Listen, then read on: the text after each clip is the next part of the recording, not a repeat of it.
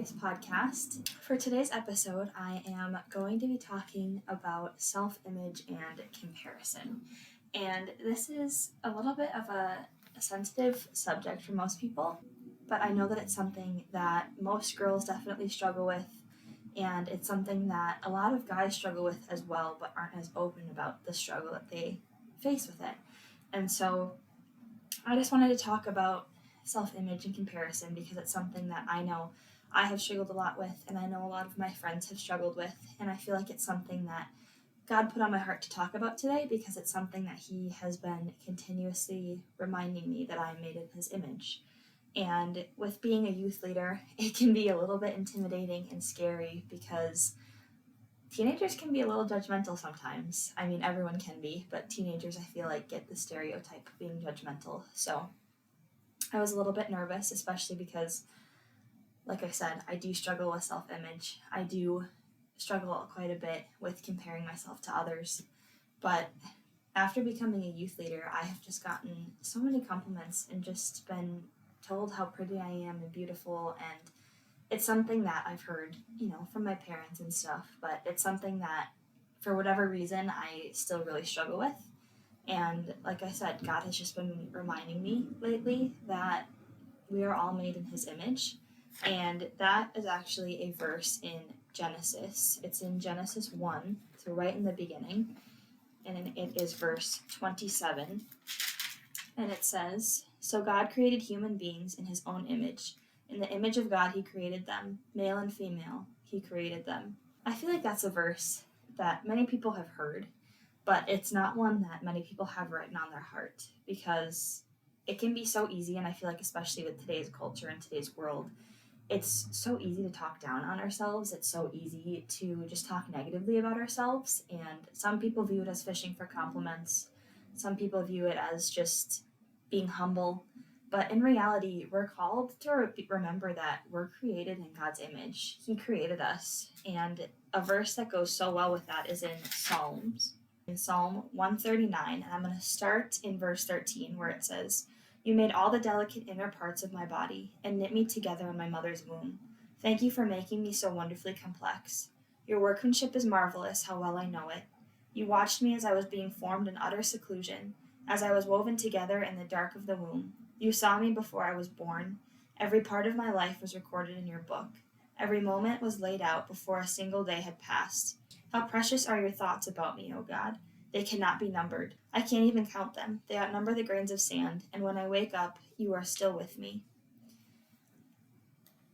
Psalm 139 is also pretty popular when it comes to just people picking out verses that really help boost them up.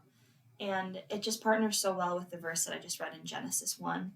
And it just reminds us that God created us. He knew us when we were still in our mother's womb, and He knew us even before that. He had picked us out to be on this earth at this time and to live this life. He has such a marvelous plan for each and every one of us, and He created us to be exactly how we are. So if you have a freckle on your nose that you absolutely hate, God put it there for a reason. If you just don't like the shape of your nose, or if you don't like the color of your hair, the color of your eyes, whatever it may be, God picked that out specifically for you. He said, this person is going to have this, and it's going to be beautiful about them.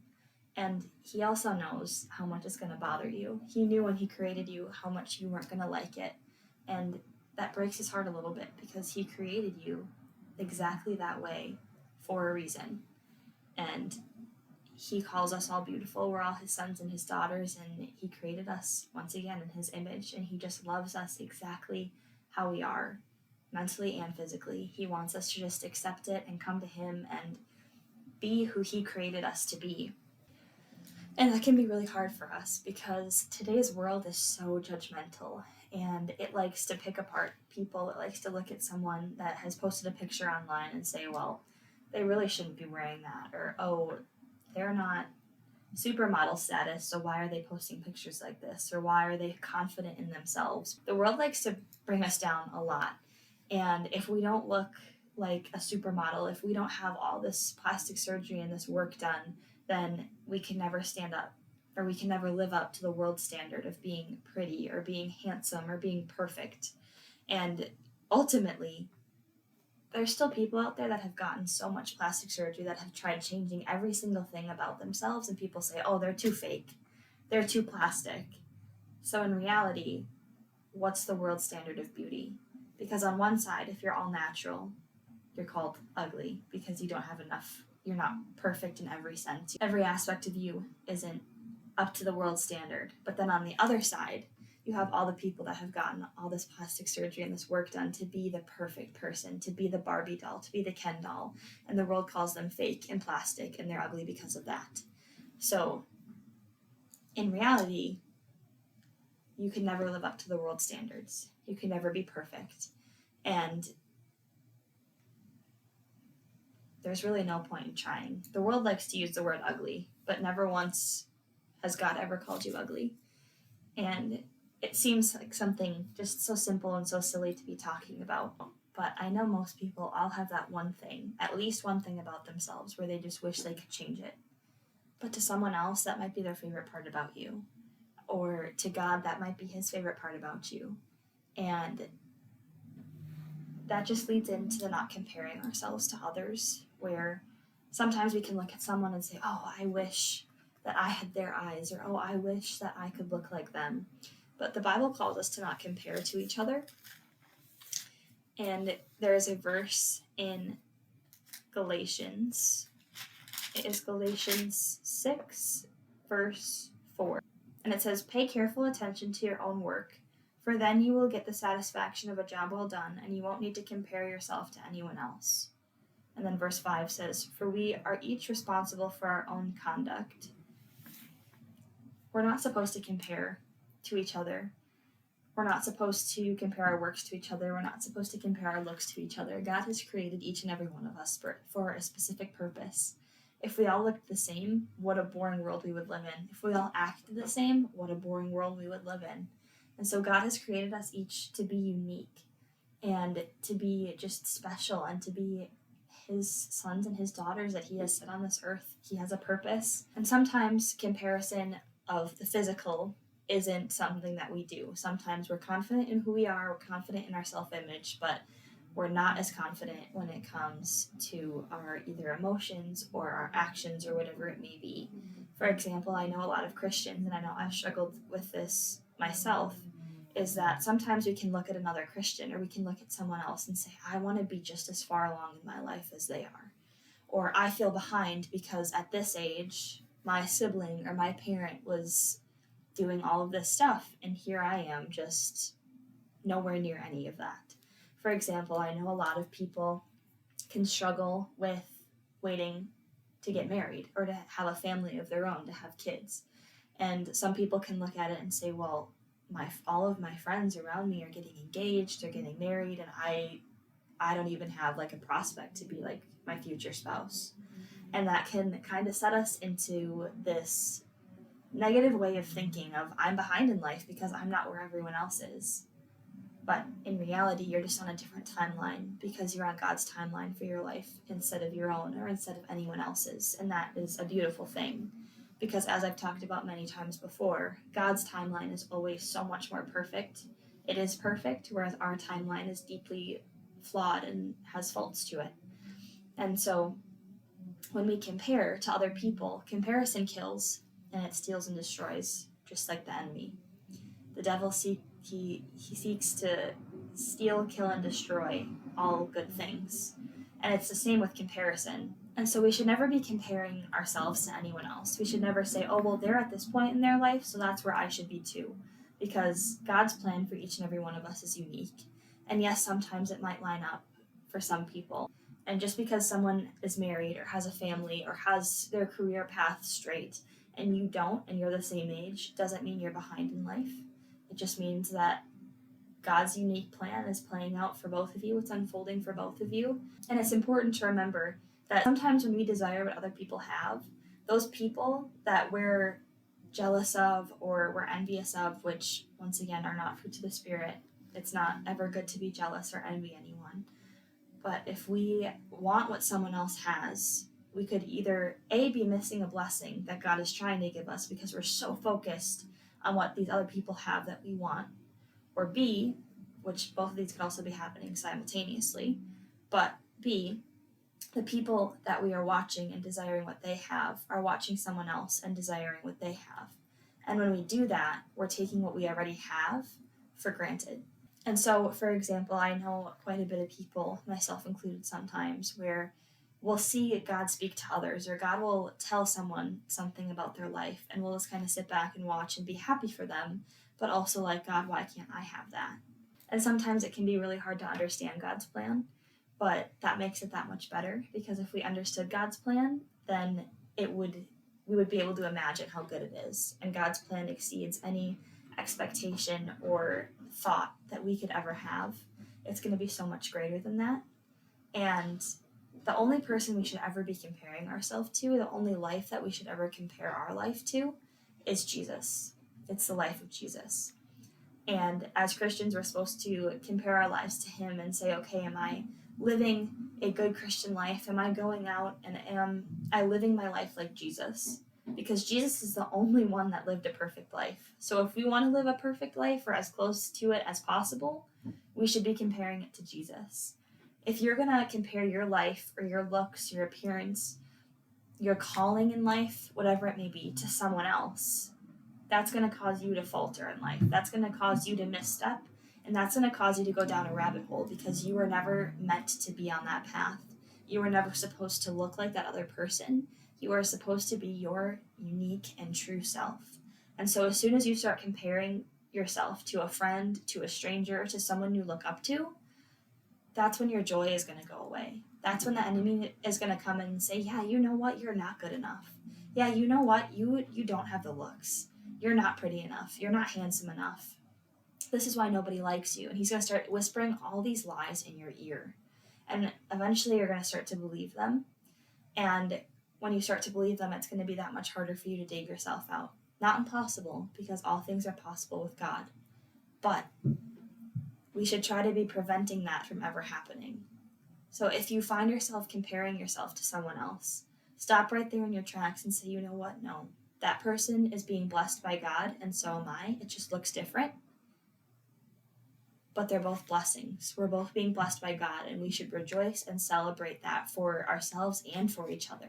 And I've talked about this a little bit in my gratitude episode, but as soon as we switch our focus from what we don't have and what we want to what we already have and are being blessed with, that's when God can give us even more blessings in life. That's when God can say, because I can trust you with what you already have, I can trust you with more. That's when he gives us more blessings. But as soon as we start to compare and we start to get jealous and envious of other people, God is saying, I can't continue to bless you because you're not even stewarding well, or you're not grateful for what I've already given you and blessed you with. And it can be an extremely hard pill to swallow. It can be an extremely rude wake-up call, and it can be so easy to look at someone else and say, wow, they're beautiful, or their life looks perfect. But ultimately, that could be you for someone else. Someone else could look at you and say, wow, that person is gorgeous. Or wow, that person looks like they have it all together. That their life looks amazing. I wish I had that. And also, if we flip that around, we could look at someone else and we could think those things, and deep down, they could be struggling, and they could be at the lowest point in their life. They could be struggling so much that they're barely keeping their head above water, and they could just be really good at putting on a fake face, or they could be really good at just not letting others know that they're struggling. But with that being said, if you ever find someone and you think, wow, their life looks amazing, or wow, they're really pretty, they're really handsome, go tell them, let them know. Just go up and give that person a compliment, whether it's about their physical appearance or whether it's about their life seeming very put together or whatever it may be. Just go let them know. Go tell them. Bless their day and bless them with giving them that compliment. Because in turn, even if you look at them and you're like, wow, I wish I had that, that should be the extra reason for you to go and give them that blessing, give them that compliment, so you can go up to them and say, you're really beautiful. And that's going to bless them, and it's in turn going to bless you, because then that opens up them sharing their thoughts with you. That opens up a whole conversation about God that you could have with them, or it could just bless them and have them go on about their day, and it can bless you in turn just because you're doing a random act of kindness for a stranger, and because of that, God will bless you as well. And so when that comparison creeps in, because we all definitely have those days, make sure you bring it to God and He can bless you in ways that you never thought possible. I know I've said a lot of this before, but it's just so important because, as I said, being a youth leader, it can be extremely hard for me sometimes to just put on my brave face and say, even though I don't feel like myself today, I feel uncomfortable in my own skin, I'm going to go and I'm going to pour into these other people. And God has just been working through those youth kids because this is just something I've struggled with for honestly pretty much my whole life. And for whatever reason, it's just something that I continuously struggle with. And I know that God can and He will break it off for me. And I just have to continue to work with Him and partner with Him to get that broken off because I know comparison isn't from Him. And I know it's a thief. And some days are better than others. And it's just amazing to see how God works through even sometimes the most unlikely people. To just bless us and to give us that encouragement that we need to keep going. So that is my challenge to you all this week, that when you feel like comparing yourself or when you are comparing yourself to someone else, reread those verses that I just read. Reread Genesis chapter 1 verse 27. Reread Psalms 139 just as a whole. Not even just the chunk or the section that I read, but just Psalm 139 as a whole, that whole chapter. It's just a great reminder that God created us in His image for His purpose and for His glory. And those verses will just remind you that your identity is in Him. And because of that, what the world thinks doesn't matter. The world, like I said, loves to look at us and just critique and judge, but oftentimes the most insecure people are the ones giving you critiques or judging you or being judgmental about your appearance or your lifestyle.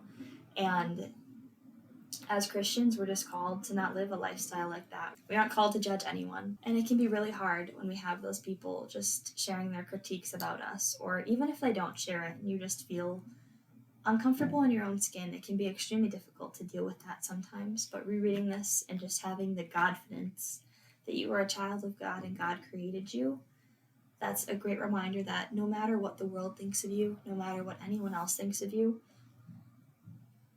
you are beautiful in God's eyes, you are handsome in God's eyes, and He loves you so deeply.